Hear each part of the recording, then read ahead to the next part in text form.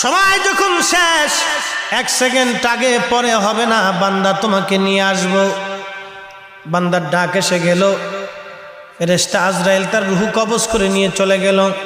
2 দল ফেরেশতা আসছে, একদল জান্নাতি আর একদল জাহান্নামী। 2 দল ফেরেশতা বদনবাদ শুরু করলো, বিতর্ক।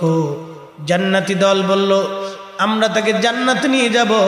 এই বান্দা 100 জন মানুষ হত্যা করে তওবা করার জন্য আল্লাহর ওলির বাড়ির দিকে রওনা করেছিল, কিন্তু আল্লাহর ওলির কাছে যেতে পারে নাই, তার আগে সে মারা গেছে, এই জন্য জান্নাতে নিয়ে যাব।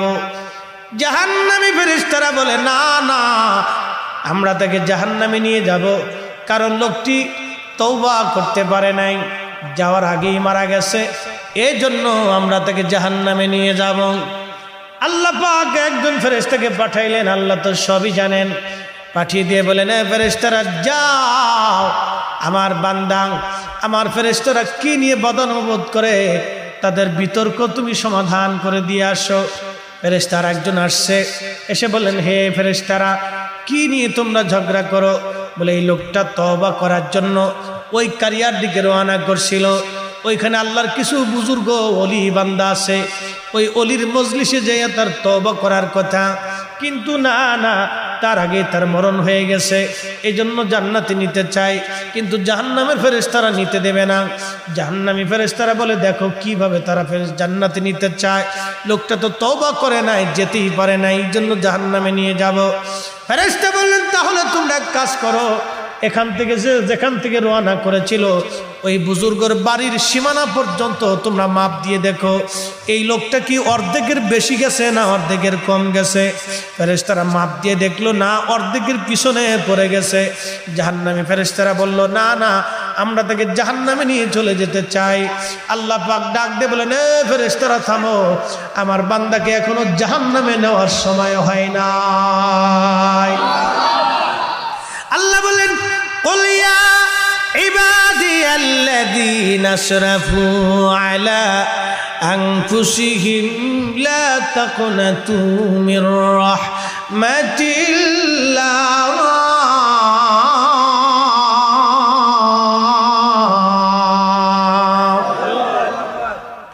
আল্লাহ বলেন, হুজুর আপনি বলেন, হে আমার বান্দারা, তোমরা আমি আল্লাহর রহমত থেকে নিরাশ হইও না। যদিও তোমরা নফসের সাথে জুলুম করো, কবিরা গুনাহ করো, অনেক অনেক পরিমাণে গুনাহ করছো, চিন্তার কোনো কারণ নাই। আমি খোদার রহমত থেকে নিরাশ হইও না, আমি আল্লাহ ক্ষমা করে দিতে চাইছি, ক্ষমা করে দেব। না না, আসতে হয়েছে, জোরে বলেন। পৃথিবীর সবচেয়ে বড় পাহাড়ের নাম মাউন্ট এভারেস্ট, উচ্চতা 29,000 ফিট। এই পাহাড়টাকে উপরে যদি কোরআন শরীফ আল্লাহ নাজিল করতেন, গ্রন্থাকারে এই কোরআন লিপিবদ্ধ, গ্রন্থাকারের মধ্যে কোরআন আমরা পেয়েছি। দেখেন, এটার ওজন 250 গ্রাম, 400-500 গ্রাম হতে পারে, কিন্তু আল্লাহ বলেন, না হাবিব, এই কোরআন যদি আমি পাহাড়ের উপরে নাজিল করতাম, আহা, আপনি দেখতেন, লারাআইতাহু খাশিআন মুতাসাদ্দিআন মিন খাশিয়াতিল্লাহ, এই আমি মালিকের ভয়ে পাহাড়টা গলে গলে গলে গলে মাটির সাথে মিশে যাইতো। একবার জোরে জোরে বলা যাবে কি মারহাবা? অ্যাটেনশন প্লিজ, এই আয়াত থেকে আপনি নবী চিনে যান, ওরা আপনাদেরকে মর্ম ব্যাখ্যা বলে দেয়, কারণ ওরা বাতিল। আল্লাহর কসম করে বলি, আসমানের মালিকের কসম করি, জমিনের মালিকের কসম করি, যেই মালিক আপনার আমার শ্বাস ও প্রশ্বাস ও নিঃশ্বাস নিচ্ছেন দিচ্ছেন, ও মালিকের কসম করে বলি, 24-22 হাজার বার জিব্রাইলের আগমনের মাধ্যমে 23 বছরের জীবনে আল্লাহ নবীর কালব মুবারকে কোরআন শরীফ এসেছে 114টি সূরা। ভাই, যেভাবে সেইভাবে রাখ, তোরা ফটাফটি খারাকারি করিস না, তো শব্দ হয় কেতা কমাই দে। হ্যাঁ, আচ্ছা, যেভাবে পারফেক্ট আছে। মানে আমরা বক্সে, আমার কণ্ঠ নষ্ট হয়, বক্সে কণ্ঠ খেয়ে ফেলে দেয়। প্রত্যেক দিন মাহফিল, কালকে মাহফিল থেকে শুরু, সে August, September, October, November, December, January, February, March, একবার রমজানের আগ দিন পর্যন্ত, রমজানের পরেও সিরিয়াল। কণ্ঠ তো আল্লাহ একটা দিছে। এটা যদি তোমাদের মাইকের কারণে আমার নষ্ট হয় তো আগামীকালের পাবলিক বসে রয়েছে, কালকে 2টা, পরের দিনও 2টা, এর পরের দিনও 2টা, জ্বালা আছে। এটাকে বাঁচাই করতে হবে, কারণ একজন মানুষ অনেক আশা করে মাহফিল করে, জানো এই মাহফিলটা সাজাতে বেটাদের হাড় ক্ষয় হয়ে গেছে।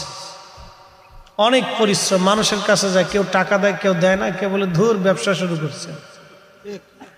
কথা কর না কেন? কে বলে এত মাহফিল দিয়ে কি হবে, মাহফিল দিয়ে কি হয়, মাহফিলে লাভ কি, কত কথা, কথার শেষ। এই জন্য অনেক কষ্ট হয় যে আমি ওয়াজি করতে না পারলাম তাহলে এদের সমস্ত আয়োজনটা বৃথা চলে যাবে। এই জন্য আমার মেশিনের অনেক দাম, বিরাট দাম। এটা আল্লাহ দিছে, বিলিয়ন কোটি টাকা খরচ করলে এটা পাওয়া যাবে, কোটি কোটি টাকা খরচ করলে এটা পাওয়া যাবে। এটা আল্লাহর পক্ষ থেকে আসে। আল্লাহ কোরআনে বলতেছেন, হাবিব আমি এই কোরআনকে নাজিল করতাম যদি পাহাড়ে, তো ওটা ভয়ে একবারে গলে মাটির সাথে মিশে যায়। এ কোরআন নাজিল করছেন আল্লাহ তার হাবিবের কালব মুবারকের ভিতরে। একসাথে আওয়াজ তুলে বলা যাবে সুবহানাল্লাহ।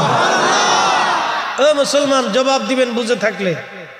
যেই কোরআন পাহাড়ে রাখলে কোরআন খোদার ভয়ে গলে মাটির সাথে মিশে যাইতো, মাউন্ট এভারেস্টের মতো এত বড় পাহাড় যদি গলে যায়, তাহলে আল্লাহর নবীর কালব মুবারকের ওজন কত?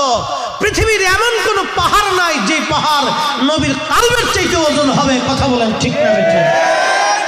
সেই নবীকে বলে আমাদের মতো। পার্থক্য ওহি আসতো আর ওহি আসে না।